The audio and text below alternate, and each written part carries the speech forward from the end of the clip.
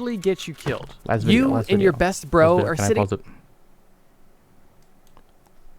Survival myths that'll actually get you killed. Survival myths that would actually get you killed. You Not and even your best glazing, bro, it's bro just are the sitting on the truth. couch watching TV, bored out of your mind. You're flipping through the channels when you see somebody you recognize. It's the British guy who goes outside and drinks his own pee for fun. After watching him squeeze elephant poop into his mouth to drink Oh my god, I've seen this. Oh my god, I've seen this. Oh my god, I've actually seen this. That's yo. water, you decide to go outside and I've test seen your the survival actual clip. capabilities. That's so and also disgusting. test how real common survival knowledge really is in practice. Because let's be real, whether you're an outdoorsy person or not, we've all heard survival tips at some point in our life. Are these tips that we've always just accepted as truth actually life-saving? Or could they potentially get you killed? And I don't with you remember and a your single friends survival being tip. inspired, you both pack your bags and head out the door for the adventure of a lifetime, not knowing whether or not this would be your last adventure. You were just dropped in an extremely remote location by a helicopter. And as you watch the helicopter fly off, you and your friend are now completely alone, left to your own devices, and your sole goal is to survive and make it home using only the knowledge that you've heard in passing. Before you I'd be cooked instantly. I mean, I wouldn't stand a chance. Not even like I wouldn't stand a chance. I don't have a single friend that would stand a chance. It'd be over before it even started, bro. Listen, if you drop me off in a random forest and I have to find my way home, You and your friend can even take your first steps. You need to first understand what direction Bro. should you go. And Like, before come you on, could even bro. think, your friend says, why don't we go north? And while you Like, agree, it's you have a over. question. How do we know which way is north? But luckily, not even everybody fair, knows bro. if you want to know which direction is north, all you have to do is find a Wild tree with okay. moss on it. I would never get beat by. Maybe don't rabbits have like claws or something? I'd probably get beat by a wild rabbit. Because moss will only grow on the north probably side of get the beat by a tree. wild So rabbit. you and your friend It'd begin be- walking it'd be- till you notice a it'd get tree back, that bro. has moss growing on the bottom of it. get And as you approach the tree, that you can see that the moss The very first wasp I see, bro, just take me out. How do I tell you, is bro? in your direction, take meaning me that out. if you just do a 180 and start turning around, you'll be going north. Although, just to be sure, you take a quick look around the tree and realize that there isn't only moss on the north side, there's moss on the north, south, east, and west side. This tree trunk is completely covered in moss, and it's not the only one. All of these tree trunks have I feel moss. like how would that? You have no choice though. You have to. Like if you don't get off, he's pushing you off. How do I tell you? You have no choice. So now you have to, and now you're. I mean, either way, you're cooked. But all over them, meaning that you have no idea which way is north, and also debunking this myth that moss is somehow a compass. But this myth isn't I don't know how that would be true though. Like how did someone even come up with that myth? Like I don't get just it. straight out of a How did- fairy tale. There is some basis of reality here, although it's just not fully accurate or reliable at all. According to Michigan State University, it is more likely for moss to grow more prominently on the north side of trees and rocks, Bro, MSU always got something going on, bro. They always lying to somebody. although moss Don't- can grow basically anywhere, meaning that MSU apparently. if you are using M- moss to MSU apparently navigate, came you up are with it. setting yourself up for failure, and in a survival Basically the same situation, thing, though, I ain't gonna setting lie. yourself up for your own possible demise. And while I like organic stuff as much as the next person, I'm gonna stick to my GPS, or at least to my compass when it comes to navigation. Feeling slightly foolish and a bit betrayed, you and your friend decide to confirm which direction is north with your compass and begin moving. So far, this walk is pleasant, and the forest that you guys are in is beautiful and lush. And the steps begin to fly by, and you and your friend are almost lost in conversation when your friend realizes something utterly terrifying. Because the vegetation on the ground is so lush, it's almost impossible to see what's lurking around your feet. And while your friend wasn't looking down, a venomous snake was able to slither onto his boot, up his pant leg, and wrap around your friend's thigh. You would feel this.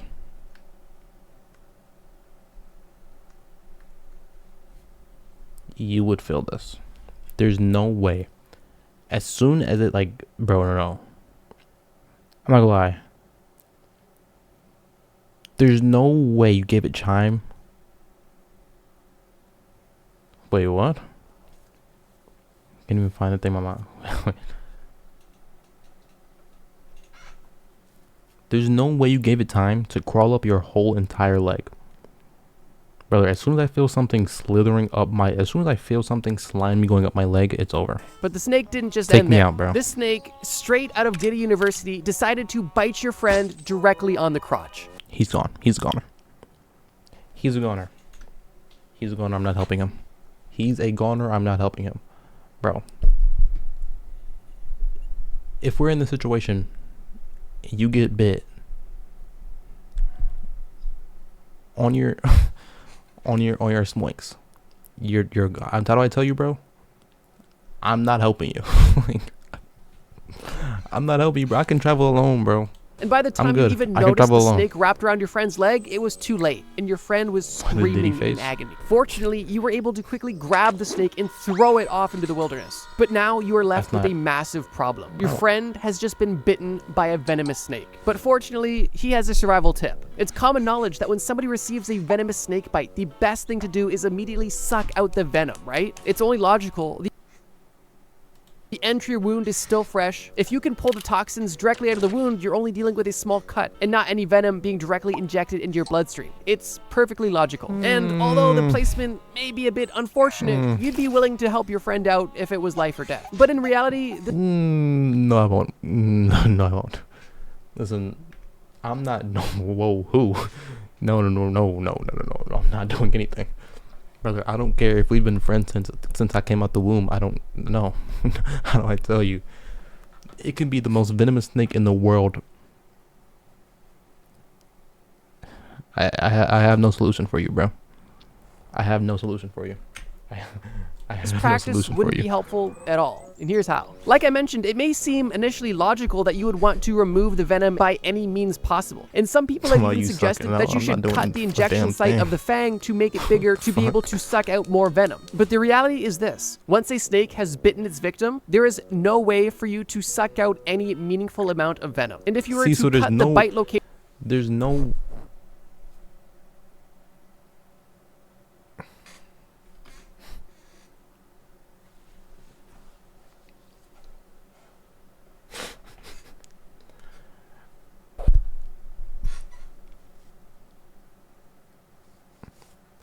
Okay, but in this situation, who would you even be doing that to? No. Oh my God, wait, no. In this situation, who would you be doing it to? Who are you transferring it to? Interesting. you would only be making the wound bigger, causing a higher chance of infection. Speaking of infection, you can't just go out alone. Why you gotta bring me down with you? What the putting your bacteria-ridden mouth on your friend's fresh wound is only going to increase the chances of introducing bacteria. Wait, okay, no, you're not doing it. No. Okay, no. I'm not letting you touch my boot. No. Directly into your friend's fresh wound. It's not happening. And while it is possible to suck out a small amount of venom, it is not going to be a large enough amount to save your friend's life. However, it could be a large enough amount to cause yourself serious bodily harm or potentially even death as well. So yeah, even though your friend was extremely keen on you removing the venom out of his wound the good old-fashioned way... No. You're going down. How do I tell you? You're going down. Me? I'm good. You luckily both had... Listen. I didn't get bit.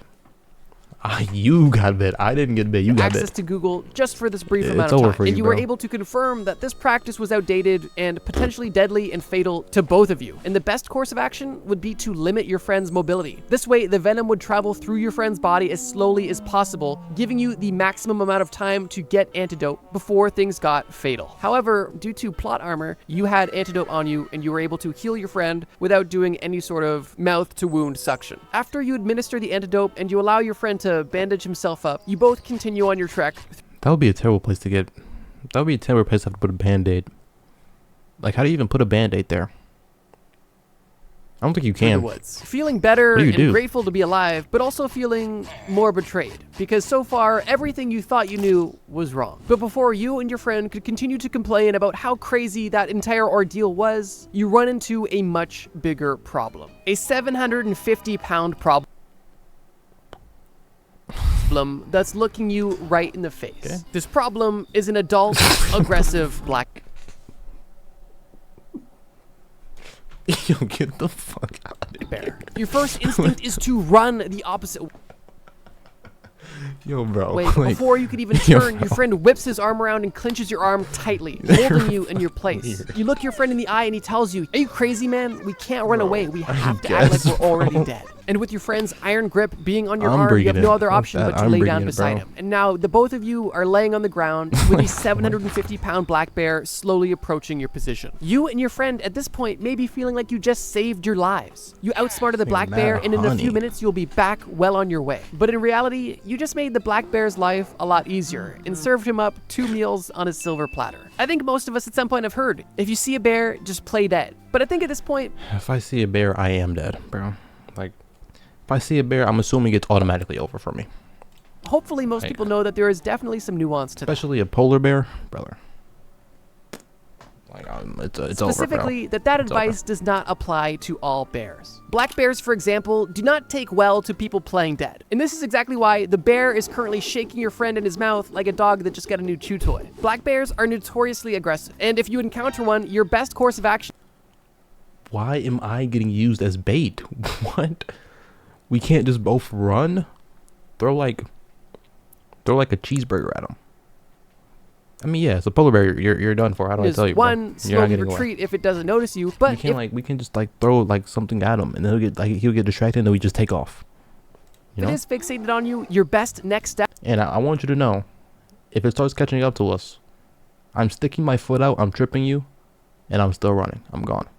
How do I tell you? It's over for you. To get as big and aggressive as possible. Obviously, you can't fight this bear, but you want to make this bear believe that it's not even worth fighting you. You want to extend your arms and legs outward, look big as possible, yell, sound aggressive. Yeah, bro, throw a shoe. If it does, listen, if that doesn't work, I'm sticking my foot out, tripping you. Oops, accident. I'm still gone though. How do I tell you? To I'm not intimidate helping you this up bear, either. and if you're convincing enough, you may even scare the bear in this process. Grizzly bears, on the other hand, are a bit different. Experts say that grizzly bears respond better if you This is why you're getting tripped now. This is do exactly lay why down you're the getting ground, tripped now. although What the it's best fuck? if you protect your neck just in case and remain still until the bear checks you out and hopefully leaves you alone. And if you happen to end up in a situation where you're face to face with a polar bear, your best bet GG, is bro. to pray. Because polar bears are like black bears, but worse. They are the most aggressive and the most likely to tear your head off. So yeah, although the advice of playing dead around a bear isn't fully inaccurate, it, once again, definitely requires some additional context. The current popular saying is, if you get away from a polar bear, you are the luckiest human being to ever walk. brown, lay down. If it's black, fight back. And if it's white, go gambling good the night. next day. Not because you're supposed to play dead, but because you're going to be dead. As you continue to lay motionless on the ground, you peek open one of your eyes to see what's going on. You notice that the black bear has dropped your friend and was distracted by something else, and luckily left you both alone. Your friend, while a little bit worse for wear, is still alive, and you help get him back on his feet, and you once again continue your journey. Feeling a bit bad for your friend, because at this point it looks like he survived 3 rounds with Mike Tyson, 4 days with Diddy, and 5 nights at Freddy's, you decide you would let him take a quick breather and go around gathering some food. Your friend sits down on a rock under a tree, and you decide to go and see what you can find. And once you begin wandering around looking, you realize one crucial thing. You have no idea what's edible or not, and you don't even know what's around you. But that doesn't stop you from looking. And quickly you find yourself... This would be a problem. Dude, I couldn't survive off just berries. Even if they weren't poisonous, I couldn't survive off just berries, approaching some interesting red mushrooms. Now, you know mushrooms... If I was in the forest, I would never ever in my life touch a mushroom, bro. I don't even like mushrooms. But a wild forest mushroom... can definitely be questionable, but the fact that you see a little snail munching away at these gives you hope. And as you pick these mushrooms, you notice that there's actually small bite marks from chipmunks. This gives you all the confidence you need to pick a few mushrooms and put them in your pocket and to continue scavenging. You continue looking around when you notice a small bush with inconspicuous red berries. You've never... Yo, we have to survive together. How do I tell you? We are on the same team. We're on the same team. Seen these berries before, but it doesn't mean that you can't eat them. And while you're cautious of these I'm gonna give you a poisonous berry, mysterious bro. red berries, you notice a small bird fly down into this bush and carefully eat these berries before flying away. And once again, you rationalize with yourself, well, if this animal can eat this, obviously I can. If something was poisonous to them, they wouldn't eat it. So you go ahead and collect some of these berries as well. And you notice that you've been scavenging for hours. Nah, I want to be like the outdoor boys. Decide to return to your friend and show him your loot. Do you think he'll let me do a video with him? Your friend doesn't seem too enthused by the small handful of random mushrooms and red berries, but He got to something carry is me, better though, than not nothing. gonna lie. And you and your friend a begin to low munch rank. on the world's weirdest He has to trail carry mix. me. Feeling energized from the food and also feeling energized mentally that you finally had some knowledge that was true, you and your friend both have a bit more of a pep in your step because you knew that you had at least some right information, right? That is until you realize your friend is looking in two directions and he is foaming at the mouth. In shock, you try to say something to him when all you can get out is a jumbled mess of slurred words. Brother, how do I tell you that's not helping us? Oh my god. Brother, that's not helping us. Bro. It's over either way. I mean, you can download all the videos you want. It's over either way. And you and your friend both pass out face down on the forest floor. Honestly, I don't know if I would make it 24 hours. Survival technique of eating what animals Be eat real. failed you both. And the reality is, animals are just better than you. And just because the animal can eat it doesn't mean you can eat it at all. Just think about it. Every animal has developed its own unique way of digestion, and the things that our bodies are able to safely process and consume typically come from thousands and thousands of years of consumption. And on top of this, some animals are just built different. Like cows, for example, they have 4 stomachs, and every animal processes the same foods differently. The bird that ate those red berries, for example, was able to pass the toxic seeds from those berries directly through its digestive system without any issues. And those seeds that are now a part of its excrement are now replanted and But listen, that's you though. That's you though. You know? That's you. Like, I could survive for longer. That's you that's going out like that. continue Not the me. life cycle No, of not those me. berries. But in your case, those Listen. seeds How do I tell you? I would run for my life before I let some shit like that happen. have been cracked open by your teeth and are now infecting your entire body with deadly toxins. And the chipmunk that was taking bites out of that small red mushroom has a specialized stomach acid that can neutralize the toxins within this deadly mushroom. However, you simply do not have the facilities to handle that. And the same mushroom that gives that chipmunk life gave you and your friend a near-death experience. Just because you saw an animal eating something does not mean it's not deadly for you. After a few hours being passed out on the floor, you and your friends slowly come to and pick yourselves up off the ground. Nonetheless, you and your friend decide it's time to get serious because the sun is soon setting and you guys need to eat food. You and your friend notice something fuzzy in the distance, and as you slowly approach it and peek over some bushes, you see GG. Oh my god, GG. Wait. Sponsor. Sponsor. Excuse the dog shit out of me. a lonely old caribou walk slowly until it collapses right before your eyes. And while this is an unfortunate sight for you and your friend, food in front of you is something you and your friend couldn't have even imagined. You both approach the caribou to ensure that it's no longer with you. And once you have that confirmation, you begin to prepare the animal. Fortunately, for once, you were able to put useful knowledge to good use. And shortly after preparing the animal, you and your friend are sitting at a campfire under a tree. I wouldn't be able to do this either. I wouldn't be able to do this either.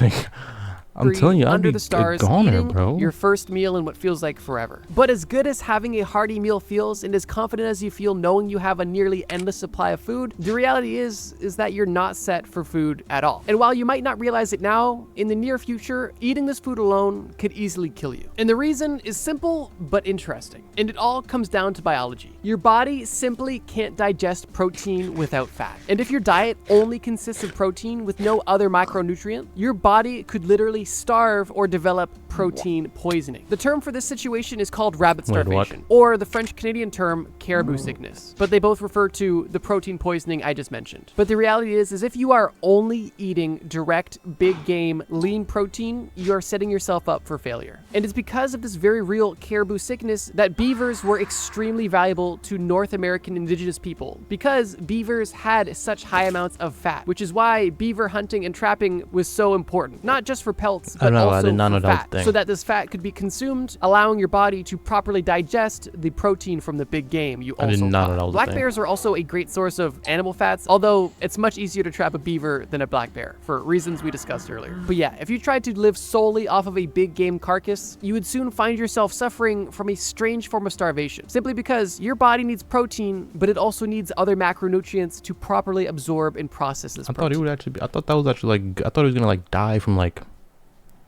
I don't know, some poison, I don't know, Like the caribou's meat was bad or For you something. and your friend, you're both blissfully ignorant to this fact, and you wouldn't be eating off this carcass for long enough to experience these symptoms. And after both of you don't have think successfully nobody is, filled your bro. bellies, you decide that Nah, it's I'm not gonna lie.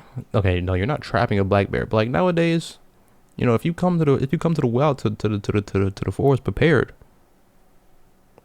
you know, we got new tech that a black bear ain't never seen before. time to get some You know? rest. You suggest to your friend that maybe you guys should build a quick shelter, just something to keep you guys safe. But your friend tells you that that's a got new waste of technology. time and They ain't never energy, seen this and that before. you guys need to conserve your calories as much as possible right heads now. move And you off. both simply lay down on the ground Be and fucking close your over. eyes to sleep. But that sleep isn't peaceful at all. And only a few hours into your sleep, you wake up freezing cold, colder than the air temperature outside, and you're kind of at a loss. And the reason is rather simple. Laying directly on cold ground is a great way to rapidly reduce your body heat. Literally because the ground is stealing heat from your body and lowering your core body temperature, causing you to burn more calories to try to heat yourself back up, while also absorbing That's all a of the extra thing? heat that your body is generating. So in a cold environment, Yo, like, I am not like, what is this? What is this stigma going around? Like, I'm not fucking chopped. like the one that you're in at night, you could not only lose body heat, fuck? but also experience hypothermia just by laying on the Guys, I bare swear. ground, which is You have why to you'll believe see me. outdoorsy people Guys. swear by a ground mat. Consider it insulation to keep your body heat within you and not being stolen by the ground beneath you. And now that you understand that collecting debris to lay on is a worthy investment of calories, you quickly put together a bundle of grass and leaves to make something soft, but also to make something to insulate your body heat. And you make a makeshift mattress that's large enough for both you and your friend. And you roll your friend onto it, you lay beside him, conserving body heat, and you close your eyes and experience your first bit of rest. The following morning, you decide it's time to start your day and Is the video delayed or something? Why?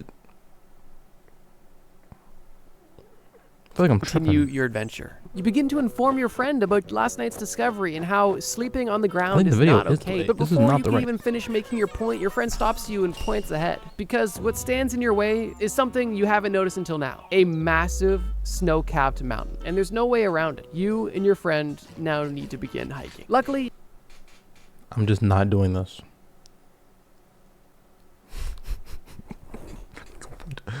Yo, I'm just not doing this, bro. I'm literally just not doing this. Where'd they get jackets from? Yo, you're not sleeping behind me. No. We were having our own separate little leaf bed, bro. you No. and your friend are What the energized fuck? from a good night's sleep and at I least don't some care. sort of food that doesn't almost I don't kill care you. how And much as energy you it and your wastes, friend bro. begin to climb through this mountain, the temperatures begin to get lower and lower. And it's at Yeah, this bro. point when you're able to make the point to your friend that body temperature is something you guys need to keep in mind in these survival situations. But as your friend brushes off your concern about body temperature, he tells you the only thing you guys should be concerned about right now is water. You begin to get nervous because now that you're halfway up this mountain and surrounded by snow, there's no water around you. But your friend laughs at you and reminds you that this snow is water. He grabs a handful of snow off No, that's terrible. No, that's terrible.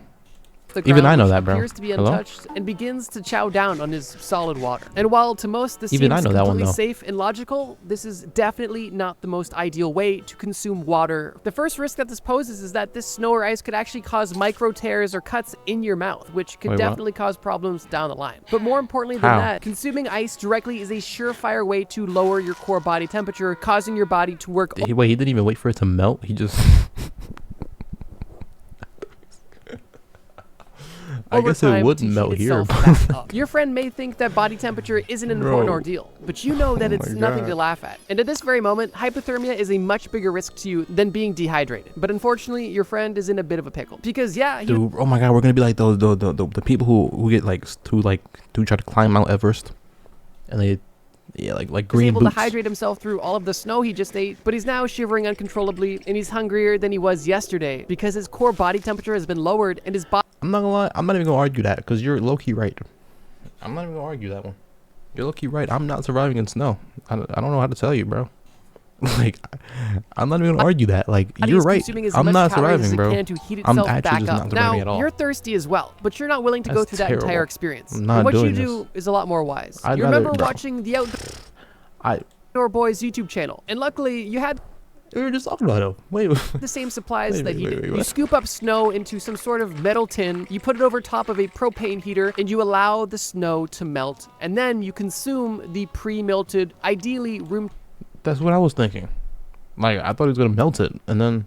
temperature water, allowing your body to not have See, to I know ball, bro. reheat it I know once what I'm it's doing. consumed. Your body can No. If you get stuck in the wilderness with me, we're surviving. simply How do I tell use you? it as We're is. surviving. And the benefit of using this method as well too, assuming you have access to some sort of heat source, is you can actually kill any bad bacteria. But assuming that's not a risk here, you're able to at least avoid the whole hypothermia your friend is now fighting. After this whole water debacle, you realize that your friend's only chance of regaining any sort of heat is by continuing to move. So you keep on your path going over the snow-capped mountain. Unfortunately, your Yo, friend wait, should we watch... oh my gosh, should I start watching Outdoor Boys videos? is no longer shivering, Low-key. but you and your friend are now facing a much different issue. You Would and it your be friend peak? are now both sweating, which is good. Body heat at this point is not a concern at all. This shouldn't be an issue. And sure, you might smell a little Isn't bit that gonna later, end but up what is an bad, though? issue 'Cause you're, like, is kind of- the base layer of what you and your friend are wearing. Before you even left, you and your friends were debating on whether or not you should wear your clothes in a certain order. And your friend, obviously start being a bit more watching tomorrow. reckless, said it didn't matter at all. So we started by putting Tomorrow on I'm a gonna start cotton watching. undershirt, a cotton hoodie, and then put a jacket over top that was waterproof to help keep water out. You, on the other hand, wanting to be different, decided to wear a base layer that was more moisture wicking, but still followed that up with another hoodie and a waterproof jacket. Now here's the difference. While you and your friend are still sweating now, as soon as you guys stop and your body heat begins to go down, the sweat trapped in your clothes is going to be deadly. And if your base layer is made Wait, of so what do you cotton, wear? that sweat isn't going anywhere anytime soon. And after hours of hiking, you and your friend decide to take a break, and you guys experience the effects of this firsthand. After only Break? sitting for Brother, oh my god, if we're in this situation, we're taking a break for nothing.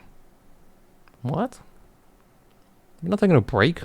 Hello? 15 minutes, your friend is not only cold once again, but he is shivering worse than he was before. And like I mentioned, that's because now his cotton shirt is drenched with sweat. And when cotton gets wet, it loses its ability to insulate you, meaning that your friend has effectively put a cold conductor directly on his body, and also effectively removed a layer, making him at risk once again for hypothermia. Luckily for Yo, you, like, we're not taking a break unless we're either out of there or we are completely drained, bro. How do I you tell you? unintentionally decided I to don't dress care. and act appropriately. You didn't wear That's what I'm saying. Like, I'm not even gonna lie. Like, break is like... A break is crazy, bro. Why would I take a break when...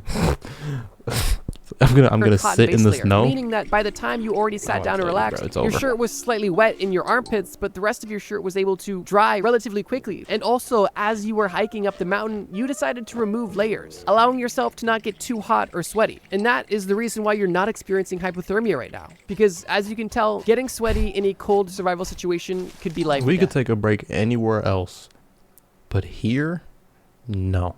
We're running straight through these mountains, bro. I don't care what we're running And a through good these rule mountains. of thumb is, if it's cold enough to wear multiple layers, it's too cold to wear a cotton-based layer or cotton at all. And while it may seem counterintuitive to remove layers when you're in a cold environment, if you are exerting energy and on the verge of sweating, it is best to remove these layers to prevent sweating as much as you can. As thick as your friend's plot armor is, he is struggling in this. Did he quit YouTube? Like, I know he still has videos up, but did he like quit YouTube? Like, he stopped making videos?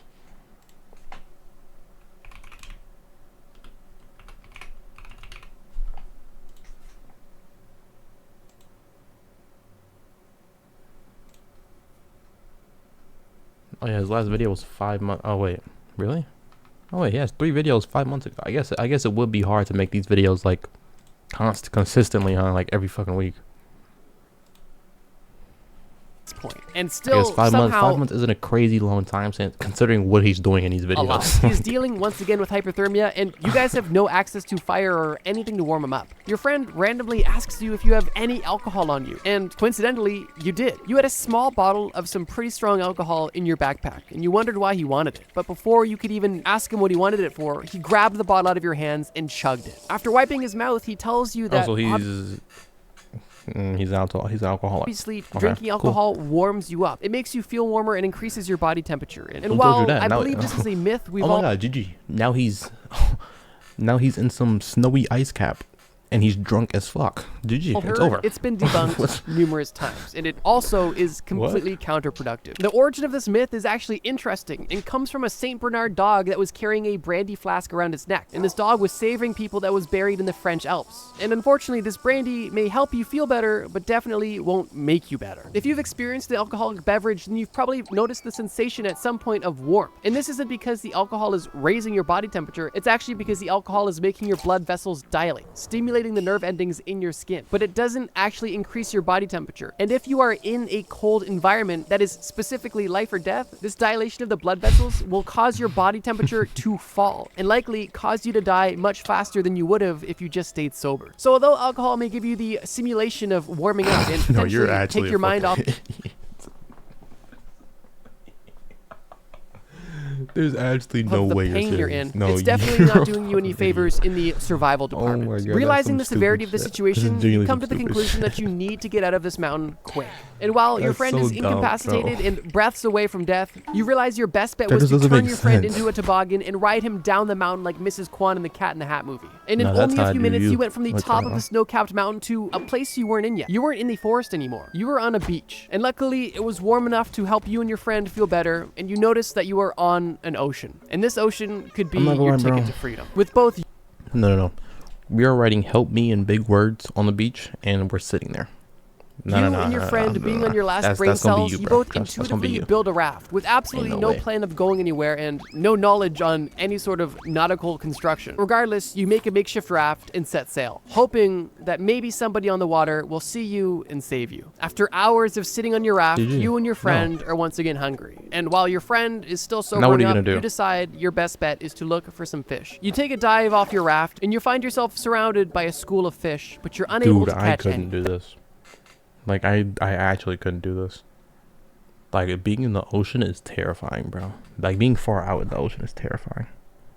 Like you can't see anything below you. It You is just see. when you look through the school of fish and Nah. notice that a large shadow is approaching you. This isn't a big fish. This is a shark, and it's coming directly for you. You have That's what I'm nanoseconds to saying, try to bro. I decide don't what know you're. how people go what's it called? Scuba diving is absolutely insane to me. Next move would be. And the Like, first thing that comes to mind is movies and absolutely TV insane to shows me. showing you that if you punch a shark, you're going to be all right. So quickly and Who told you? I thought you were supposed to like put your like. I thought you were supposed to like put your like hand on their nose and like. Yeah. intuitively, as the shark approaches you, you don't move out of the way. The You deep simply sea, yeah, assume I a mean- karate stance and prepare to punch the shark. Like, Now here's the I deal. couldn't do it, bro. I genuinely couldn't do it. That's just like.